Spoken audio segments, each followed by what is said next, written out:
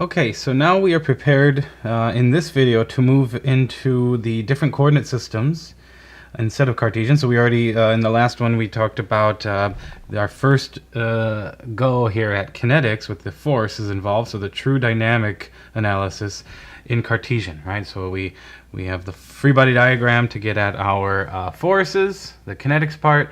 We have our long many lecture long study of the kinematics, which describes the motion, and through Newton's second law we tie them together, and we did it in Cartesian coordinates, right?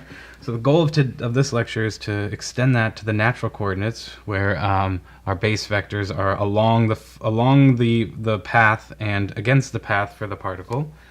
And so I have just here already is the a review basically of the kinematics for the natural coordinate, the description of motion. All right, so we have our path here that the particle is following. Locally, it has a radius of curvature here of this rho. All right, that would be, and it's definitely not to scale here because this would be a much bigger circle. I think it's not too far off, actually. Maybe it's not too bad. I think it's the center of curvature would be maybe way down here, but I want to conserve a little bit of paper here. And then the definition of these coordinate system of this particular coordinate system is such that the tangential coordinate is tangent to the path. So that's maybe a little bit bad. It should really be really tangent, and so therefore it's along our velocity vector. And so our velocity vector is just the speed purely in the tangential direction. That's the benefit of using these coordinate system. The acceleration, though, has a normal component as well, which is perpendicular to the tangent direction, which is basically, if there is local curvature, pulling it towards that center of curvature, right? And these are the forms that we derived earlier. Okay, so our equation of motion here, EOM, right, is, as always, Newton's second law. That's really what governs this whole class. And so breaking that down into these coordinate, into the way we've chosen to analyze in the natural coordinate system, we have two. By the way, this is locally 2 dimensions is sufficient, because even in 3 dimensions here, you can choose a direction in which there is no rotation or motion, right? So you can choose, but we're not going to talk about that too much. It's something we haven't really, we've been drawing out on a plane. So at any point, you can always collapse the motion into a single plane, and that's again another advantage of writing it in terms of the natural coordinates, but it does add some complexity into getting it into this form. Okay. So breaking down the vectors into their 2 components, the tangential and the normal component, we then have, again, here now we have 2 equations, right? It's anything that is in the normal directions must balance, and then the things in the tangential direction must balance as well. 2 equations to fully describe this system. Sum of the forces in the tangential direction is balanced by mass times acceleration in that tangential direction, which is mv dot, right? And sum of the forces in the normal direction is mass times acceleration in the normal direction, which is mv squared over rho, or rho m omega squared, right? And that's it. That is all of the theory, right? Well, okay, this is we're going to spend more time on the examples here, but really there's not a lot new here. It's just in terms of general theory. We've done the kinematics, right? The kinetics are the new part, and now it's the difficulty is going to be taking a system and breaking it down into its normal and tangential components. Now, a lot of the times we spend on these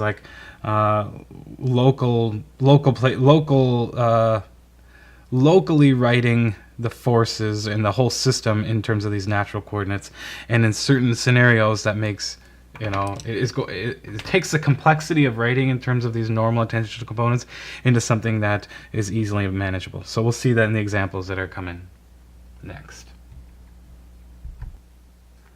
All right, so here's our first example. I already have the description here. We have a car driving over a hill, and really near the top, we assume the hill to be circular with a radius of 200 feet. This is what we mean by sometimes we can idealize these systems, and it becomes perfect for the natural coordinates, tangential and normal. The car weighs 3,500 pounds, travels at a constant speed. All right, it's an assumption we're making. Neglect friction, another assumption we're making. Now, we actually need to ask whether this is going to be a needed assumption or not, because what we need to do is determine the maximum speed without leaving the surface. So if we're okay, so this is kind of right. So that means like we don't want to drive too fast to then with this hill have basically the our inertia in the car overcome the gravity that's pulling us down to keep us on the road surface, right? So it's right at that instance when the normal force becomes zero. If the normal force becomes zero right at this instant, then the friction is trivially zero, right? There is no normal force, there is no friction. All right, another fun way to say this, what's the minimum speed we'd have to drive with this hill to make sure we get at some air, to make sure we're jumping off the surface? All right, so maybe that's the more dangerous way to write the problem, but I do think it's important to know we're at this threshold between leaving the surface and not, and so it's either the max speed to do one or the minimum speed to do the other. All right, so it's one of these threshold scenarios that we're changing the physics of the problem. All right, so we start with the free body diagram. As always, isolate the object, so just focus in on the car, write out what forces are on it. Well, right at this instant, at the speed, I should say, at that important parameter choice, there would be maybe a normal force in general, but that's just at the instant when it goes to zero. So we're just floating over the top of the hill. Right, that's balanced by mg. That one is there no matter what. And on here, let's put our coordinates, right? So this is your t direction, and this is the n direction. Okay. And then we go to our equations of motion, right?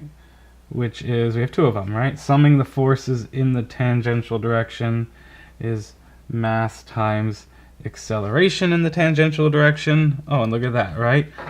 This, we have none. Our free body diagram, we have no forces in the tangential direction.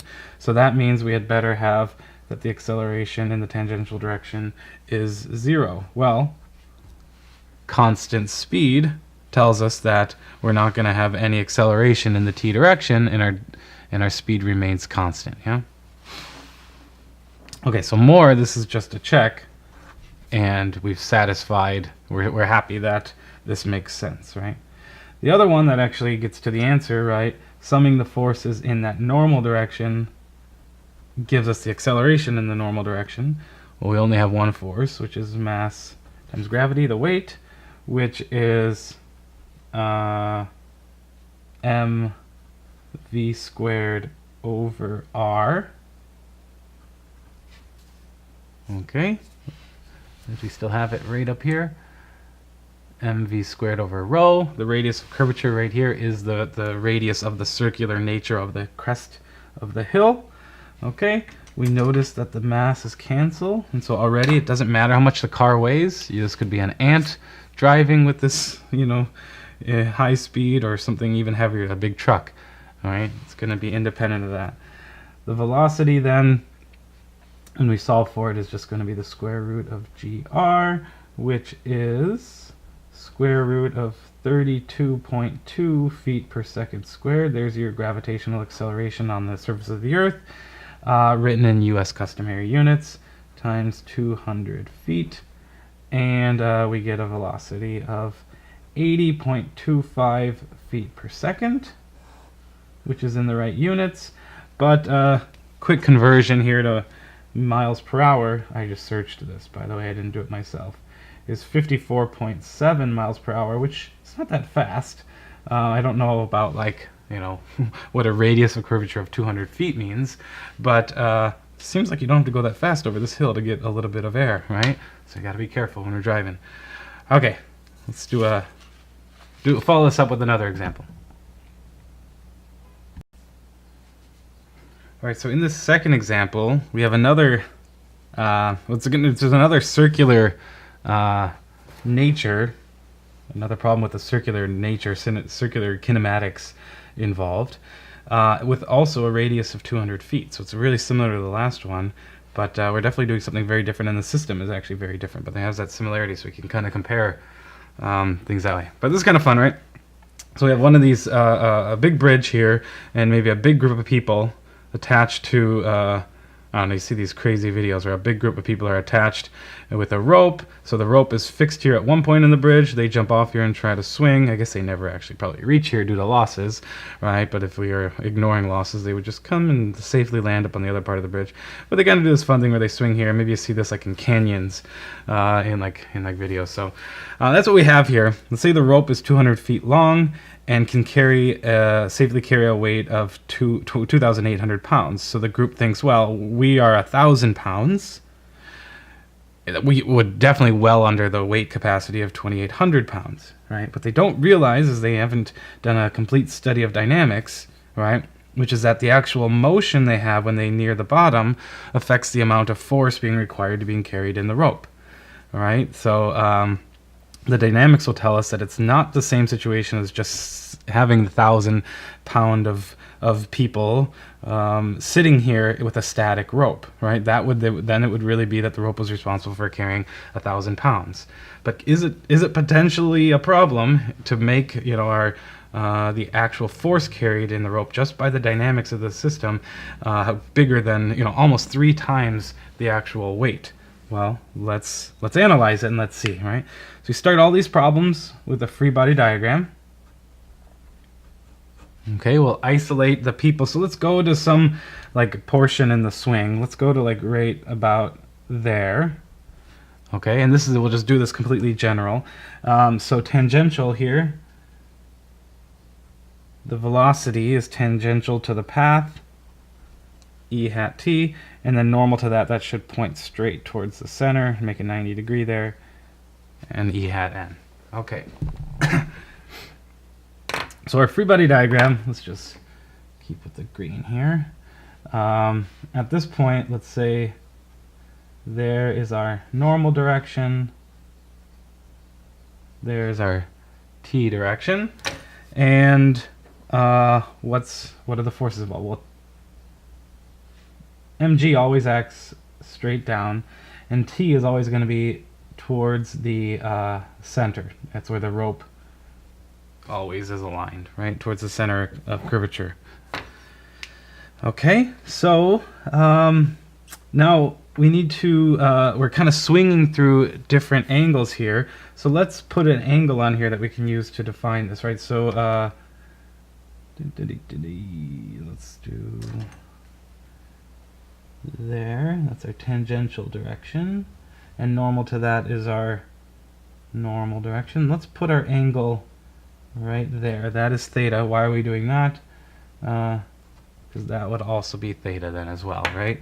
So sometimes I like to draw these in a where it doesn't look like it's almost 45 degrees, but I've just chosen a place where it's about 45 degrees. But right, if this is a 90-degree angle, then this one here is complementary to that one, so 90 degrees minus theta. And then with these two being perpendicular, that's also 90 degrees off of this one. So then, you know, every other one as you go around is going to be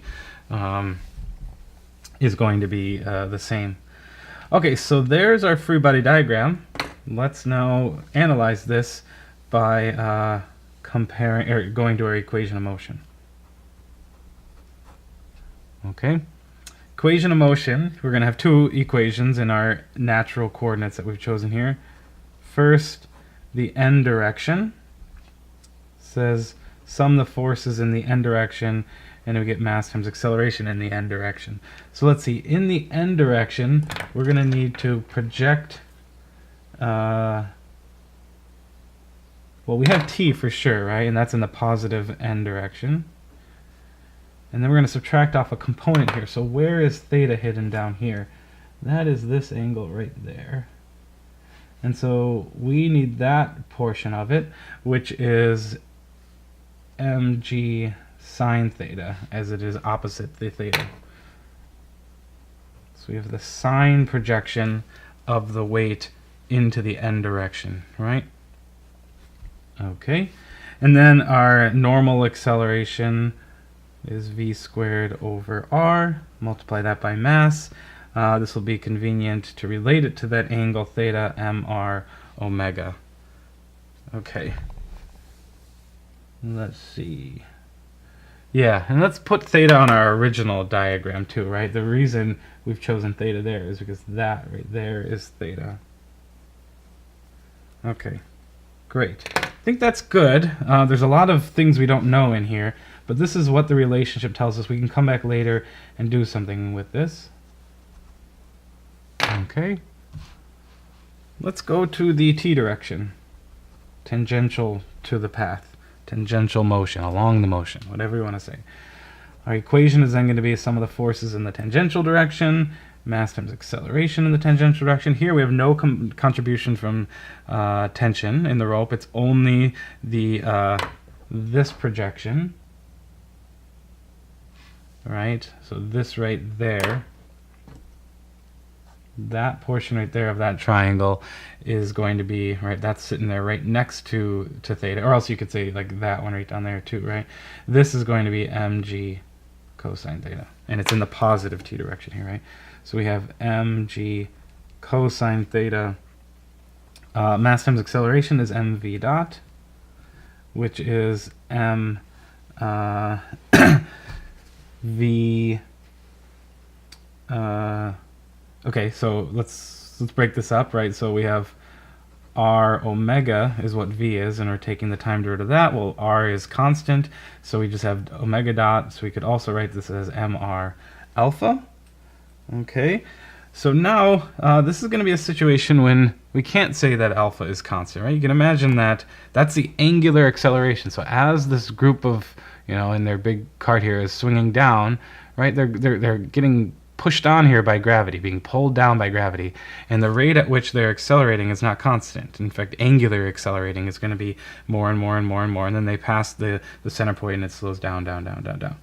Okay, so we can't just like cancel this out, but you know, so let's solve for it, right? So alpha is g cosine theta over r, and the one thing that happened there is conveniently the mass is canceled. Okay. So we found here, we've now mathematically shown our intuition that the acceleration is a function of theta itself. In fact, it goes as cosine theta, where alpha is d omega dt, right? Which through chain rule we can write as d omega d theta dt. So alpha is omega d theta. And that's because this is omega. All right. Okay, and again, the reason we're doing this is because our forces up here are written in terms of theta. There's no time involved here, so we need to do this transition to writing things as theta, as we're going to later integrate in the theta direction. Okay, so let's do that. We're going to take this relationship, now with this plugged in, omega d theta equals g cosine theta over r, and we're going to integrate this with theta. Now we have to choose a particular theta to go to. Okay, so we're going to integrate with d theta, integral. Okay, we're going to start from where this theta is 0. Okay, and the bounds over here, right, we're going to end up turning this into omega. So this is d omega there by itself. So we'll just put the bounds over here. And then now we have to decide what we're going to integrate up to. So by observation, what we're doing here is we actually don't know, you might not know going into this where the maximum force. What we really want to do is check what t is, right? How much weight is t carrying as we do the entire swing? Now, from, you know, and then as the group of people swing towards the bottom, you can imagine mg is always pointing down, but this t is going to point straight up, right? And so one important place to actually check is the you know, the lowest point. That's going to be the place where we're going to check, because then, at least from the free body diagram, if this was a static system, all of the mass would be, or sorry, all of the weight of the mass here would be being held up by the tension. So in terms of just the force alone, that's going to be an important point. Now also let's use our intuition here, right? Where is also going to be the dynamic effect of the fact that we are held in circular motion, right? Where is that, like, angular acceleration going to be the greatest, right? Is going to be right when we reach the bottom down here, right? Sorry, angular acceleration, not there, but the actual when are we going to be moving the fastest? When is our angular velocity going to be the most, right? So as we swing here, we have basically, we're not moving when we first start. It starts at rest and it picks up speed, picks up speed, picks up speed. Right when we get to the bottom is when we have you know, the most, the quickest change in our angle, so the biggest angular velocity, and then it's going to start slowing down as we raise up. So, not that we need to know for sure where the fastest, where the point is where the tension is going to be the greatest, but we can intuit that we need to check this lowest point is going to be a point to check. So this is not a question of saying, like, determine the exact maximum angular velocity point, right? This is just saying, is it safe? So if we can find one place where it's not safe, we're done. And that's what's going to end up happening here. In fact, it does turn out, and maybe at the end of this, we can actually work through that this actually is the place where it's carrying the most, but it might not be obvious. So at this point, all we're saying here is we're going to do our analysis to pi over 2. That's going to be that point when the theta has gone from nothing to pi over 2, directly downward. Okay, and then we'll just check that one point. All right, and we'll see what happens. Okay, I think we're good now to move on. So let's see here. This is going to be omega d omega, and we're going to start from rest, so no motion originally, up to omega. And this is g over r sine theta from 0 to pi over 2. Okay, this side over here, that is just 1/2 omega squared. That is the angular velocity when we get to pi over 2, by the way, right? And then this is g over r. Sine of pi over 2 is 1. Sine of 0 is 0. And so we can solve for omega to be, well, 2g over r square root, which is the square root of 32.2 feet per second squared, all over 200 feet. We look over there, the feet unit is going to cancel. We'll just have a 1 over second squared as the unit, which is going to be, when we take the square root, will give us 1 over second, frequency. It's actually radians per second, right? So we find 0.5675 rad per second. And we're not done yet. We need to know the tension, the tension in the rope. So we're going to come back up here. Now let's check. Do we have everything? Well, we know the mass. Yep, they weigh 1,000 pounds. Do we know the radius? Yep, that's 200 feet. We just determined the angular velocity when we get to the bottom, right? And so we were looking for where that angular velocity is really big, and we from intuition we determine that's going to be near the bottom, right? And when is this going to be the most, right? Well, that's the most when we get also to the bottom, right? In fact, that's how we're going to determine that this is actually the lowest. This is going to be pi over 2, theta equal pi over 2 is the point where both of these are maximum. Okay, so that's the relationship we're jumping back to. Tension in the rope is m r omega squared plus mg sine of, well, we're doing our analysis at pi over 2. So our tension is, now 1,000 pounds is actually m times g. That's actually the weight force. So we have 1,000 pounds, but in order to do that, we're going to have to write this as m g and then divide by g. Okay? So just remember pounds is a pound force. And then, so we'll have that on both terms, the mg, pull that out, and then we'll have a term here. And this is 1, by the way. Okay, so we're just going to have 1 plus, and then this term here, which is going to be r 200 feet. We have an omega squared.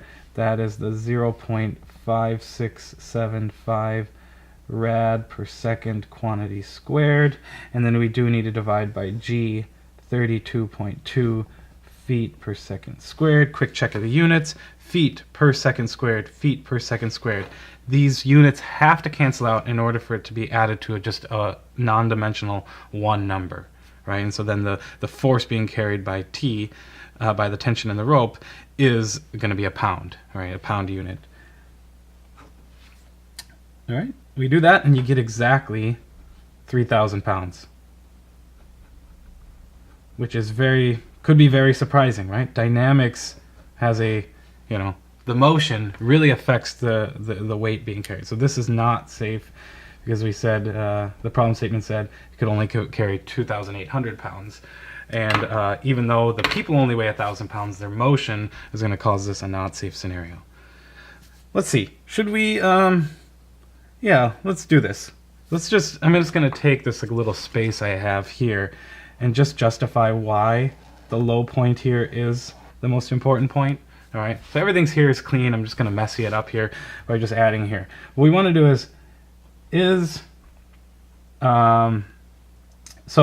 let's see.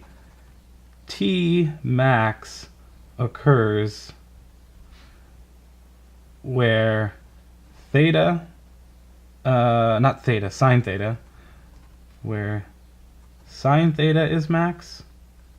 Okay, so that one is theta equals pi over 2. Check. And omega is max. So that one, let's do a little bit of work, right? In fact, we can combine these two things into one thing. I mean, this is not true. It's not generally true that these are both going to occur at the same place. More generally, so here we don't know, right? More generally, what we're looking to do is maximize as we change theta, what is our change in the tension in the rope, and where is that maximum? Well, that's going to occur at, I'm not going to be able to fit it into here, right? So we're taking the derivative of this relationship, well, this, I don't really have it, right? Pull this to the other side. Let's do it on another page. Let's start over here. When you ad-lib here, so you gotta take it nice and easy. Okay, so we have our tension in the rope written generally to be mg sine theta plus mr omega. And what we want to do is, where is this maximum? How do we maximize this? We seek a critical point where the change in t is 0, right? That would be like a local maximum or a local minimum. Okay, so this is going to be mg cosine theta plus mr. Now we're taking dt with, we're taking the change in the tension with theta, so this would be d omega, and this is omega squared. Ooh, I missed that. Did I fix this later? Yeah. There was just a squared there all along. Okay. Omega squared, we picked it up down here. We picked it up at the bottom when we squared this, and it was even there too. Alright, so that was just a mistake earlier. There's definitely a squared there. Make sure your notes are right. But it matters here, omega squared. So, nope. The derivative of omega squared is omega d theta, right? Okay, so you got the chain rule going on there, right? And there would be a 2 here. Okay, so d omega squared d theta is 2 omega d theta.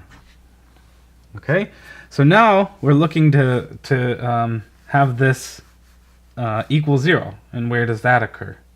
Okay, well, let's see. What is, well, this we already determined is, we already did this in our analysis. This is alpha, the angular acceleration, right? So we can rewrite this as mg cosine theta plus 2mr alpha, angular acceleration. And we have a relationship for angular acceleration, right? In our work, angular acceleration is g cosine theta over r. This came from the t direction, right? mg cosine theta plus 2mr. Now I'm going to put in g cosine theta over r. The r's cancel. In fact, now we have 2 mg's there. In fact, this is everything the same, except we got 2 of them there and we got another one there. This is just 3 mg cosine theta. So what that says, right, this was dt d theta, and we want to set that equal to 0. Right, where does that equal to 0? That's going to be the only way we can make this 0, is where cosine theta equals 0. Where does cosine theta equal 0? Right, that's at pi over 2. Theta equals pi over 2 is where t is max. Mathematically derived, we have convinced ourselves that we picked the right place to do the analysis, but it wouldn't have been even necessary. All we needed to do was find one place where this was an unsafe scenario. We found it at the bottom just from intuition that the bottom is going to be a critical point, and this like last thing is just confirming that it is also the maximum T location, the maximum tension location. Regardless, not safe, and should do your dynamics homework before you go off jumping off a bridge. All right.